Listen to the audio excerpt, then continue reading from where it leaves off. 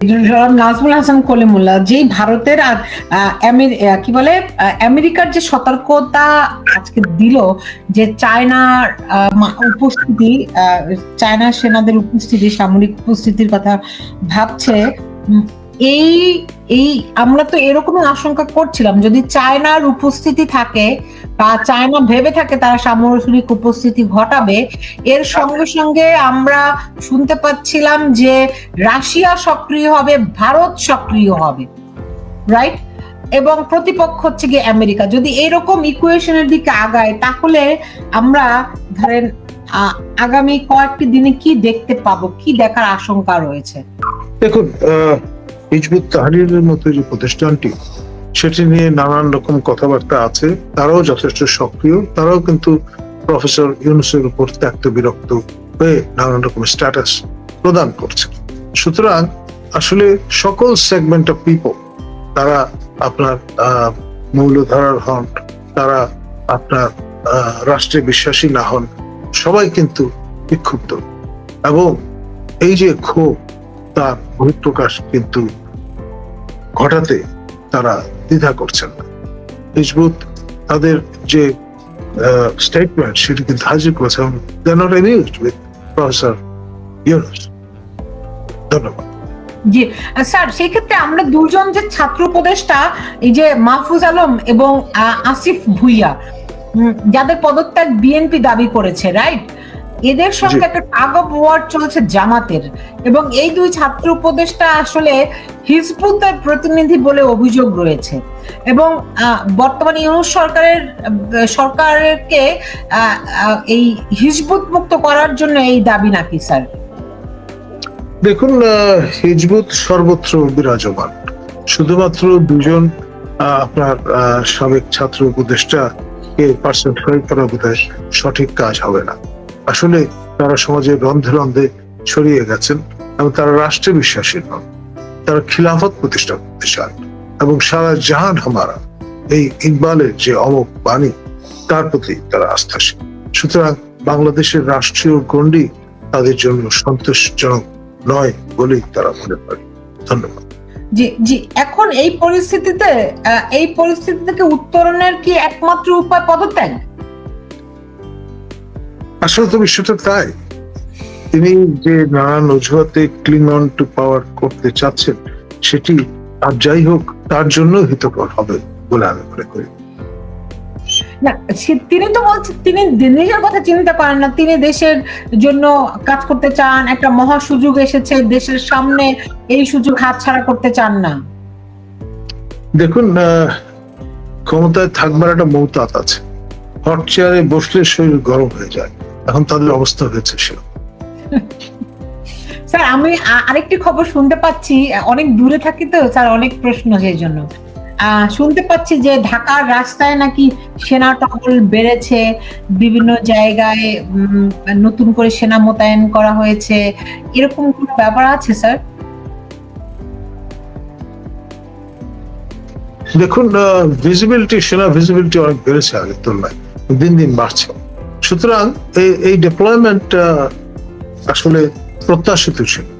কারণ হচ্ছে সেনাবাহিনীর পক্ষ থেকে যদি বলা হয়েছে, কোন অবস্থায় তারা এই মব জাস্টিস বা মব হিসেবে নৈরাজ্য সৃষ্টির যে চেষ্টা, সেটি তারা কোন অবস্থায় এলাও করবেন না। তাদের এই নিরিখে শূন্য সহিষ্ণুতা তারা দেখাতে দৃঢ় প্রতিজ্ঞ। স্যার, আপনার কি মনে হয় এই যে ডক্টর মোহাম্মদ ইউনূস তিনি দুই একটি দাবি দেওয়া মেনে নেওয়ার উদ্যোগ নিতে পারেন, তিনি নির্বাচন ডিসেম্বরের মধ্যে দেওয়ার ঘোষণা দেবেন না, এ ব্যাপারে আমি খুব পরিষ্কার আমার ধারণা আছে, কিন্তু তিনি তিন উপদেষ্টা ধরেন খলিলুর রহমান এবং দুই ছাত্র উপদেষ্টা, এদেরকে কি অব্যাহতি দিতে পারেন? দেখুন, এটা নিশ্চিত করে বলা মুশকিল, কারণ তাদের অব্যাহতি দিলে তারই তো কোনো স্ট্যান্ডিং থাকে না। এদের জড়িত মূলত তিনি সেখানে মোতায়েন হয়েছেন এবং প্রিভেল করছেন। এখন আপনার শিরোপীড়া ঘটেছে, সুতরাং আপনি শিরোচ্ছেদ যদি করে ফেলেন, তাহলে তো এই মানে মুন্ডুবিহীন এই ধরটা দিয়ে করবেন। কিন্তু ধরেন রাজনৈতিক দলগুলো ধরেন বিএনপি তো বড় স্টেক হোল্ডার, তারা তো বলেছে এদের পদত্যাগ করতে হবে। পদত্যাগ না করা পর্যন্ত ইশরাকের দলবল তার সমর্থকরা তো যমুনা ছাড়বে না। এটাতে কোনো সন্দেহ নেই। এখন তারা যদি সিরিয়াস হন এবং প্রেস করতে থাকেন, হার্ড প্রেস করতে থাকেন, তাহলে ইভেন্চুয়ালি আপনার ইউনুসকে যেতে হবে। ইন দ্যাট কেস প্রেসিডেন্ট কি কোনো ভূমিকা রাখতে পারেন এখন? অবশ্যই তিনি আপনার first man of the country, এবং তিনি যদি কোনো উদ্যোগ গ্রহণ করেন তাহলে তাকে সেই উদ্যোগের কারণে তাকে সিরিয়াসলি দেখতে হবে। তারপর ইন্টারন্যাশনাল কমিটিও যথেষ্ট অ্যামিউজড হবে বলে আমার ধারণা। কিরকম যদি একটু ব্যাখ্যা করতেন। দেখুন, আপনার তিনি কিন্তু first man of the country, এবং তিনি আমার জানা মতে বঙ্গভবনে সস্ত্রীক অবস্থান করছেন। তার ছেলে এবং নাতিপুতি তাদেরকে কিন্তু ইতিমধ্যে তার নিজ বাসভবনে পাঠিয়ে দিয়েছেন। তারা বঙ্গভবন ক্যাম্পাসের বাইরে অবস্থানরত। এখন এমন অবস্থায় তিনি ডেফিনেটলি একজন বীর মুক্তিযোদ্ধা, এবং তার যেই আপনার অতীত অভিজ্ঞতা, তিনি ছাড় দেবেন এমনটি আমি মনে করি। ওকে, আরো দুটি সাংবিধানিক পজিশন আছে, সেটি হচ্ছে কি স্পিকার এবং হচ্ছে প্রধান বিচারপতি। তারা দুজন সেনাবাহিনীর তত্ত্বাবধানে আছে বলে আমরা যতটুকু জানতে পেরেছি। তাদের কোনো ভূমিকা কি আমরা দেখতে পারি সামনের দিনগুলোতে? আপনার তারা তো আপনার অভিজ্ঞ মানুষ এবং আপনার ওয়েল ইকুইপড এবং ওয়েল গ্রুপ, ফলে জাতির বৃহত্তর স্বার্থের খাতিরে তাদের যে ইনভ্যালুয়েবল সার্ভিস সেটি হয়তো কাজে লাগতে পারে। এখন তারা যদি আপনার উইলিং হন এবং জনগণ যদি সেটি ব্যাপারে আগ্রহ ব্যক্ত করেন, তাহলে হয়তো দেখা যাবে তাদেরকে আমরা ফিউশন অফ ব্লাডের অংশ হিসেবে নতুন মন্ত্রিসভায় দেখতে পাবো। ওকে, এখন নতুন মন্ত্রিসভা না, নতুন তত্ত্বাবধায়ক সরকার বা অন্তর্বর্তীকালীন সরকার, এরকমটি বলতে চেয়েছেন? আমি যেটা বলতে চেয়েছি, তৃতীয় অন্তর্বর্তী সরকার। আপনার আসলে এই নোমেনক্লেচারটি পরিষ্কার হওয়া ভালো। এই যে অ্যারেঞ্জমেন্টটি অন্তর্বর্তী সরকারের, সেখানে acting minister, acting prime minister হতে পারেন, কিন্তু উপদেষ্টা বা প্রধান উপদেষ্টা এই দুইটা সঙ্গত নয়। এখন অ্যাক্টিং প্রধান প্রাইম মিনিস্টার বলে তো আমাদের সংবিধানে কিছু নাই। দেখুন, অনেক কিছুই তো ছিল না। এই যে গিমিকটা হয়েছে আপনার, যেটা এখন লোকমুখে আপনার সোশ্যাল মিডিয়ার মধ্যে দেখতে পাচ্ছি, যে আপনার যেই রেফারেন্স হাজির করে শপথ গ্রহণের কাজটি চলছে, সেই রেফারেন্স তো ত্রুটিপূর্ণ। এখন ত্রুটিপূর্ণ ফাউন্ডেশনের উপর ভবন যেমন বেশি দিন টিকতে পারে না, এখন এই রকমের একটি পজিশন যদি ডুবিয়াস অবস্থায় থাকে, তাহলে ডেফিনেটলি আমাদের কপালে খারাপই হচ্ছে। আমাদের আসলে লম্বা সময় ধরে ভুগতে হবে এমনটি। স্যার, এমনিতে আমেরিকার বিষয়টি যদি একটু বলি, প্রেসিডেন্টের অবর্তমানে ভাইস প্রেসিডেন্ট দায়িত্ব গ্রহণ করতে পারেন। ভাইস প্রেসিডেন্টও যদি না থাকেন, সেক্ষেত্রে স্পিকার দায়িত্ব গ্রহণ করতে পারেন। স্পিকারও যদি না থাকে, সেক্ষেত্রে সিনিয়র সেনেটর দায়িত্ব গ্রহণ করতে পারেন। হ্যাঁ, এই যে আমার সেনেট মেজরিটি লিডার গ্রহণ, এই যে মানে হায়ারার্কি, এই যে র্যাঙ্কিংটা বাংলাদেশের ক্ষেত্রে কি রকম? ধরেন প্রধানমন্ত্রী নাই, রাষ্ট্রপতি নাই, কেউ নাই, তখন র্যাঙ্কিংটা কি রকম? এরকম কোনো কিছু আমাদের সংবিধানে কি আছে?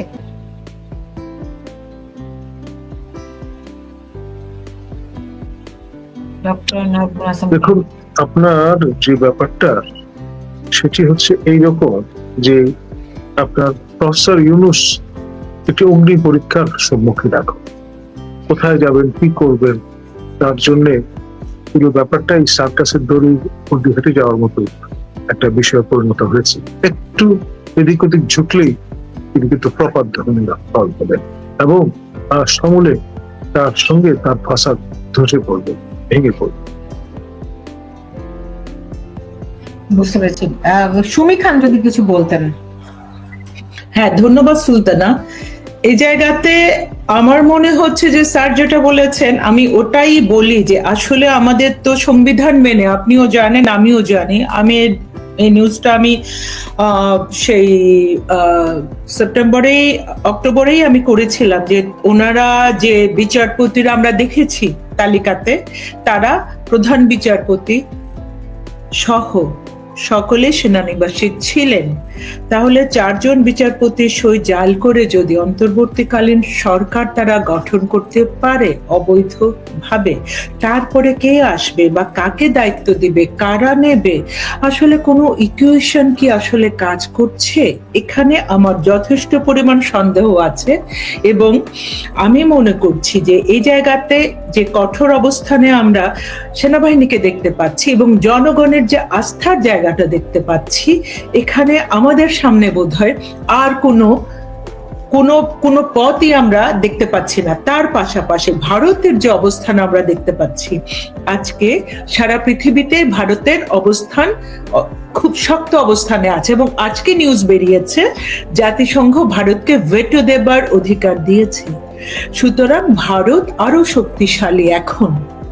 সেই জায়গাতে ভারত তাদের নিরাপত্তার স্বার্থে পাকিস্তান তাদের কাছে একটি প্রস্তাব চেয়েছে। পাকিস্তানের সেনা প্রধান কিন্তু অলরেডি একটা প্রস্তাব পাঠিয়েছে ভারতের সেনাবাহিনীকে যে আসো আমরা একটা নিউট্রাল জায়গাতে বসবো। This is a good sign I think আমাদের দক্ষিণ এশিয়ার জন্য। অন্তত পক্ষে যুদ্ধাবস্থা, এখনো ভারতও যুদ্ধাবস্থায় যায়নি, পাকিস্তানও যুদ্ধাবস্থায় যায়নি। সেই অর্থে হ্যাঁ, হামলা হয়েছে, তাদের বিমান, ভারতীয় যাত্রীবাহী বিমান যখন ওদের কাছে শেল্টার চেয়েছে ওরা শেল্টার দেয়নি, পাকিস্তান যখন দুর্যোগের কারণে, এটাও হয়েছে। একই সঙ্গে তারা দুটো দেশই বুঝতে পারছে যে ম্যাপে আমরা প্রতিবেশীকে সরাতে পারবো না, বাস্তবে আমি আমার নেইবার থেকে সরে অন্যখানে আমি বাড়ি ভাড়া নিতে পারবো, কিন্তু মানচিত্র তো বদলাতে পারবো না।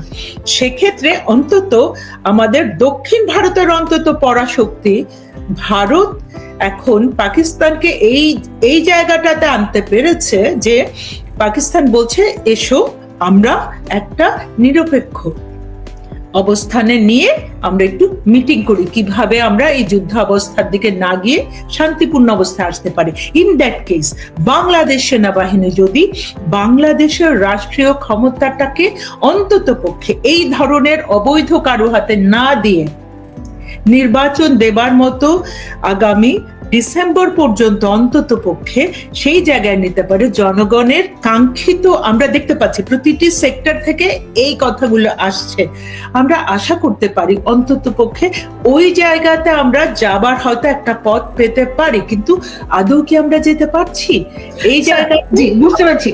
সুবিধান, আমি শেষ করব।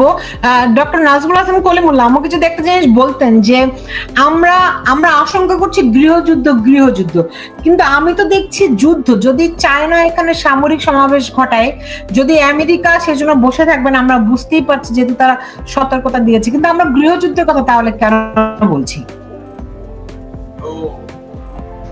দেখুন, নতুনতর মানচিত্র যদি আঁকতে হয় বা ড্রন করতে হয় তাহলে গৃহযুদ্ধ অত্যাবশ্যক এবং অসম্ভাবী, এবং সেই নিয়ে পূর্ণ প্রস্তুতি কিন্তু ভেতরে আছে।